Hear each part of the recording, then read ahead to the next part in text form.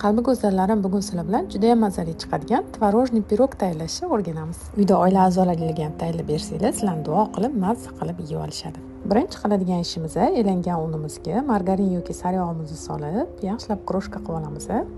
So'ng razrexlитель va vanilin solib, yana aralashtirib olamiz. Alohida idishda tayyorlab qo'ygan tuxum, smetana, shakarli aralashmamizni ham solib, yumshoq xamir qorib olamiz. Xamirimiz tinib turguncha endi nachinka tayyorlab olamiz. Buning uchun tuxumga shakar, vanilin solib, yaxshilab ko'pirtirib olamiz.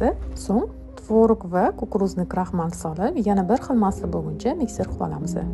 Tayyor bo'lgan nachinkamizni listga yoyilgan xamirimiz ustidan sovolamiz va tekislab, ozgina xamirimizdan ustiga lentishkalik kesib, ustiga uzor qilib olamiz va tuxum sarig'i surib chiqamiz. Qizigan duxovkada pirogimizni 45-50 daqiqa atrofida pishirib olamiz. Albatta tayyorlab ko'ringlar, retsept yoqqan bo'lsa, duo qilib qo'ysanglar, xursand bo'laman. Yanada ko'proq mazali retseptlarni o'rganishni xohlasanglar, albatta Telegram kanalimga ham obuna bo'lib olinglar, profil shapkasidagi havola orqali.